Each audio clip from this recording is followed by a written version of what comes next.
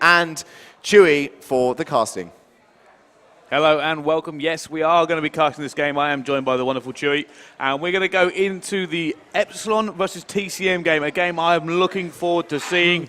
TCM being one of the few teams here this weekend I truly believe can challenge Epsilon and not let them just walk away with the event. What do you think, Chewy?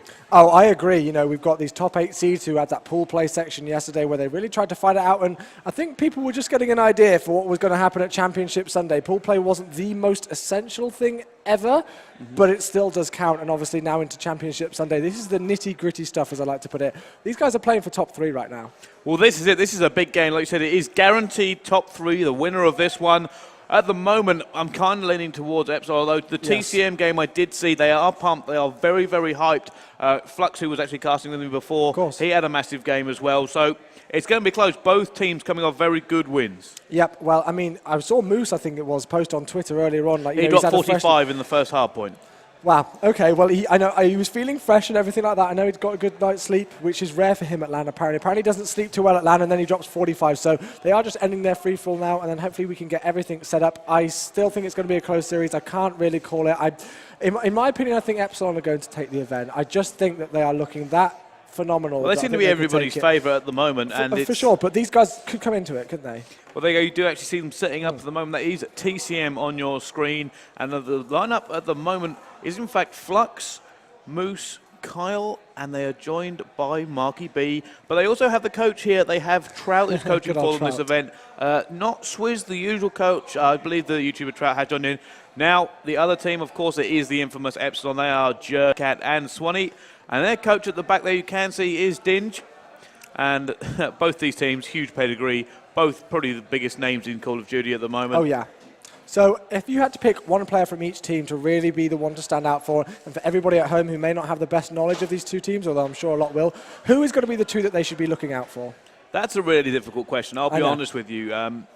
Epsilon is a team of superstars, and they have pretty much all of them gone off. I mean, I always find I think TCM is more like consistent across the board. Yeah, I agree. But two players, one from I want to watch Flux. He went last game I saw him went massive, so he's going to do well. Marky B's their hype man.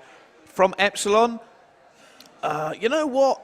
A lot of people say Jared or Shane for the flag runs or Mad Cat, but recently I've been loving watching Swanee again. For me, Swanee's back to his best. He's just been playing so well at the moment, and it's genuinely a pleasure to watch Swanee. He's just so confident, and Flux actually said it, as soon as the guy gets in a little bit of cover, he's just like a turret dropping everything. Yeah, well, I talked to Swanee a bit yesterday. We did a quick interview with him, and I asked him how he was fitting in with the new Epsilon boys. Obviously, he's got such a strong squad behind him, and I really think he's shining with that. You know, a lot of people, they find that their gameplay improves when they are really with the top players, and I don't think anybody at the minute can deny that Shane, Jared, and Mad Cat are three of the top players in the European scene. So, yeah, with Swanee on board there as well, they're pretty much unstoppable. He's the best they are. And yeah. It's funny, really, because everybody kind of said Swanee and Mad Cat are the same player. Yeah.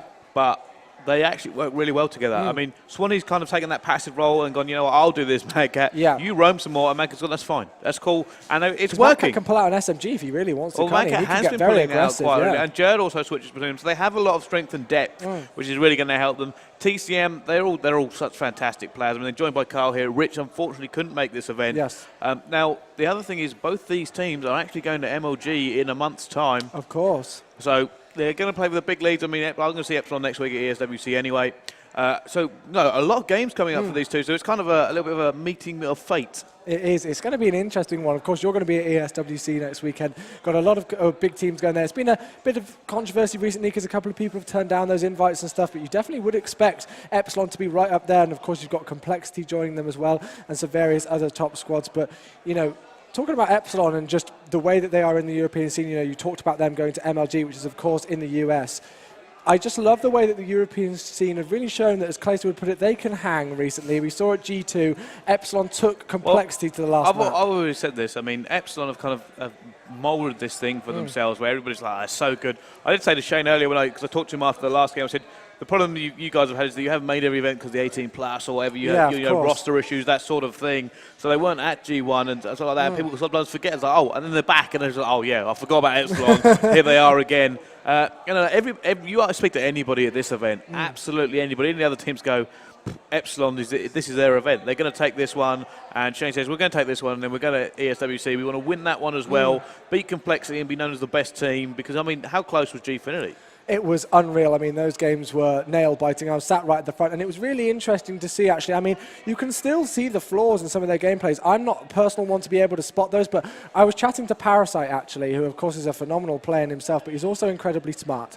And we were watching Raid Hardpoint. It was first map, Complexity versus Epsilon. And it was crazy how he saw that Epsilon had got the initial rotation, but they hadn't got kitchen control. And he said, Complexity will push three through kitchen and just get control of the hardpoint like that. 10 seconds later, they did that. And it's incredible how smart you can really be and, you know, pinpoint those kind of things. So obviously, even though these two teams are at the top of their game, there's still so much to work on. But another thing, we're leading into Ghost soon. Not long left, about 8 days to go before the countdown. Oh, I'm so looking forward to Ghost. New season. Yes. Everybody loves a new season, and there are a few tournaments coming up in the first couple of weeks where everybody will kind of bed in. But we are going to go on board for this game now. The first map for this will be Yemen Hardpoint Epsilon versus TCM.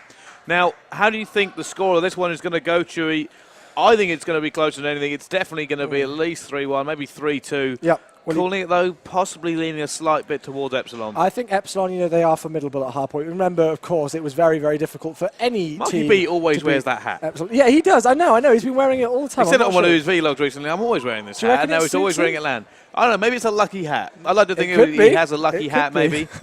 But I think Epsilon, I think it's really going to come down, especially on a map like Yemen, where it's so open and large, to those AR battles. You know, I was watching it earlier on, and actually Orbit managed to take out Infused, and they won by 3 seconds, and it was because of the absolute crazy slaying power that they had on the last hill with those Orbit's assault a good rifles. team. I'm quite proud. I mean, Mohog, oh my gosh. Mohog is in that team, and I love Mohog, and I've known him for quite a while. And he actually left TCM a while back after having a good event because he wanted to try something new and kind of dropped off the radar for a little while. And he's been trying to get back into the top. He says, it's so hard for me to get in the top with the top players. I just can't get the chance. So he's hoping for a good event this time around so he can kind of get a little bit of prestige for Ghosts. So we'll see how Orbit do when they are in the losers bracket. They played such a close series to the guys in Infuse. And I've just had word from my friend Dave, who's just walked past me, and View Legacy, who are a team that nobody will have heard of, has just beaten Xtaz 3-0. That's Xtaz out of the event. That is Xtaz out of the event, my friend Dave, so I'm happy for him. Obviously, it is a shame to see people go, but Xtaz are out of the event, 3-0 loss to View Legacy. That's quite a serious thing because that actually contains Mac and Toby,